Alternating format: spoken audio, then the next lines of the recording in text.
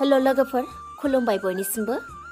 दिनै आङो खायसे सुबुंफोरनि आंनो हरनाय कमेन्ट्सफोरखौ फरायनानै बिथांमोनखौ थेंक इउ होनो सानदों। मानोना बिथांमोना बे कमेन्ट्सखौ आंनो हरनो थाखाय 1 मिनिट 2 मिनिटब्लाबो आंनो सम होनो हानायनि थाखाय। गिबियावनो बिथाङा मा बुंदों नायदो। नोङो मोजां मोजां रावजों बुङो, नाथाय नोङो गावखौनो गाव महरखौ लानानै दुगि खालामो। नोंथांखौ आं थेंक इउ होयो, मानो होनोब्ला नोंथाङा आंनि पिक्सार आरो आंनि रावावनो नोंथाङा आंखौ सासे दुगि होननानै हमदांनो हादों, बिनि थाखाय।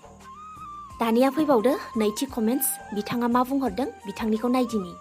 नोंबो बेबायदिनो जागोन। मालायखौ बुंनाया खालि गावजों गावल' बखिलायनाय, बिजनेसनि थाखाय, साबस्क्राइबारनि थाखायल'। जोंनि बर' इउटुबारफोरा गासिबो मोजां भिडिअ' बानायग्रायानो दाबो 3ल' दं। नोंथांखौबो आं थेंक इउ होयो, मानो होनोब्ला नोंथाङा आंनि भिडिअ'खौ नायनानै आंनि रावखौ बखिनाय बायदि मोनदों, बिनि थाखाय। दानिया फैबावदो थामथि कमेन्ट्सआव मा बुंदों बिथाङा। नोंनि चेनेला BPF सापर्टारसो। नोंथांखौबो आं थेंक इउ होयो, मानो होनोब्ला नोंथाङा मोनसेल' भिडिअ' नायनायावनो आंखौ BPF सापर्टार होननानै मिन्थिनो हानायनि थाखाय। दानिया फैबावदो लास्ट कमेन्ट्स। बिथाङा मा बुंदों। नोंनि चेनेला थैनो बारा गोबाव गैला। नोंथांखौबो आं थेंक इउ होयो, मानो होनोब्ला नोंथाङा आंनि चेनेलाव आं गोबांथार भिडिअ' हगारबाय। जानो हागौ गोबांथार भिडिअ' हगारनायनि थाखाय आंनि चेनेला थैनो हासिगौ। बेखौ मोनथिहोनायनि थाखाय नोंथांखौ आङो थेंक इउ होबाय। नङालै लोगोफोर, बिब्दि नङा। जाय मानसिया गावनि रोंनायखौ गुबुननो होनो नाजायो, गुबुननो दिन्थिनो नाजायो, बियो माब्लाबाबो दुगि जाया। जाय मानसिया गाव रोंनानै गुबुननो होफिननो साना, बे मानसिखौसो दुगि होननानै बुंनो हायो।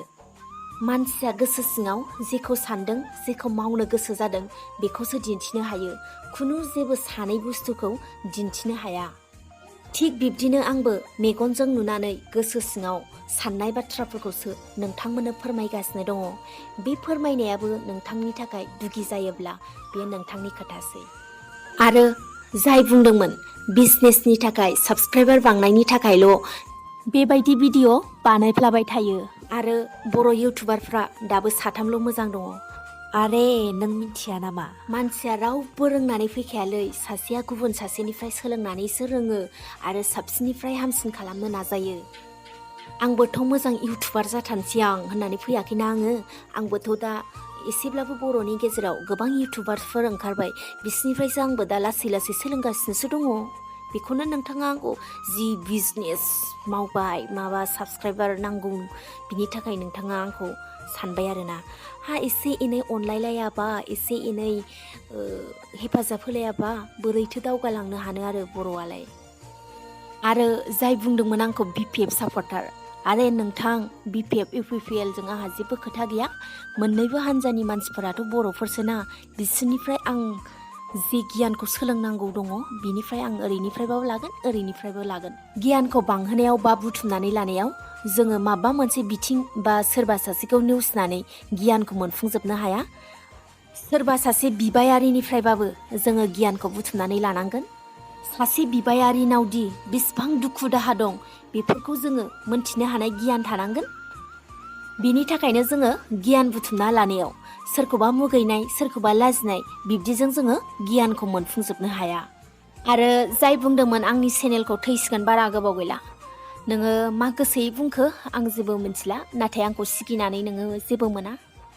बेखिनियानोमोन लोगोफोर दिनैनि भिडिअ'आ। आरो जोबनायाव नोंसोर साब्रैखौबो आङो थेंक इउ होबावो। आरो जायफोरा आंखौ हेफाजाब होगासिनो, बोसोन होगासिनो आरो गोजौ फारसे दावगालांनो थाखाय थुलुंगा होगासिनो दङ, बिथांमोननि अननायखौथ' आङो माब्लाबाबो बावनो हानाय नङा। आरो आंबो आंनि गोसो गोरबोनिफ्राय अननाय, मोजां मोननाय, गोजोननायखौ अराय समावबो नोंसोरनो होबाय थागोन। एसेनोसै लोगोफोर, बाय बाय।